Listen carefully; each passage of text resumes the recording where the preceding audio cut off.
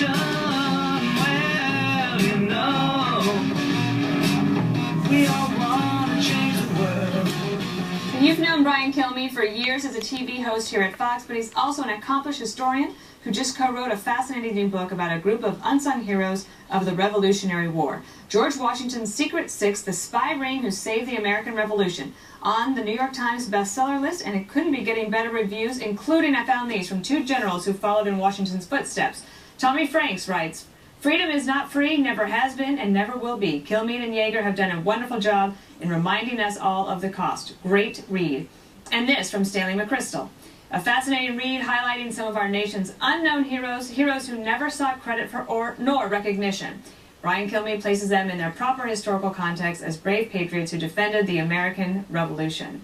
So, Brian, congratulations. Thank That's you. high praise indeed from two decorated veterans. Yeah, I mean, it's a thrill to have them read it. And what I think is very emblematic of both those men is that they never want any credit. They always want to give it to their soldiers and their troops, especially in Tommy Franks' case. He was an infantryman. He didn't go to any academy. And what I try to highlight, and I've been studying this since really 1990, is that we know Washington belongs on the mountain. We know all these people are extraordinary, Alexander Hamilton and Nathan Hale, but you didn't know a bartender can do what he did. You maybe don't know a farmer can do what they did. You didn't know a guy who owns a grocery store can have the type of courage that Robert Townsend displayed. A guy that was a printer and journalist could do what James Rivington did. How a woman could infiltrate the social scene right here in New York City, right downtown, and be able to overhear what the British were saying and get that information to George Washington. So they were basically passing things on to Washington to help him with his war plan. Absolutely. While the British infiltrated the entire area, they were in behind enemy lines for 3.5 years. They had to pretend to be somebody they're not. They had to have a cover story.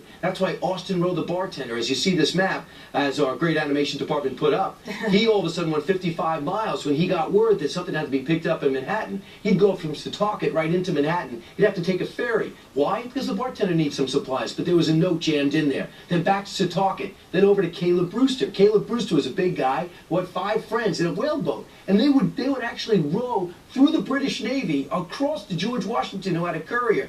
They did this for 3 years with notes that had invisible ink, they had encryption, so even if you brought these letters to life, you didn't know what 369 meant. You didn't know what 86 meant. You didn't know that 711 meant George Washington, that 712 meant Abraham Woodhull, the farmer. You didn't know that 714 meant the grocery store owner. And I just found this whole thing fascinating, so we tried to put it together in this story. And I think it's hopefully gives these guys a credit. So 711 was named after Washington. Yes. There's something about the book I wanted to get your take on. So there's somebody in the spy ring that's never been identified.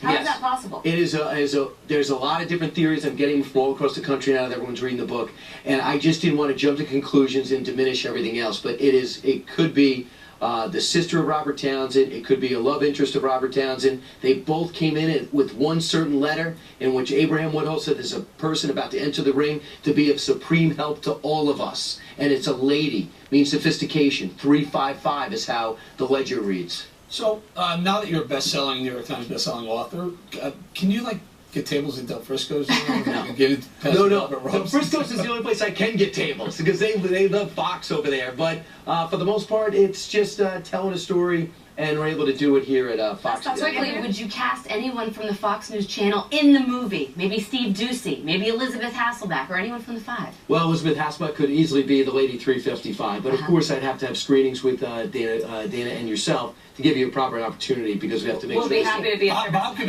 be George Washington. We love your enthusiasm for the subject in the book, and it's a great thing to get your family for the holidays. Well, I appreciate it, and I love talking about it on the 5. Congratulations, Brian. Can I stick around for one more block? Yes, because guess what? What? One more thing is up next.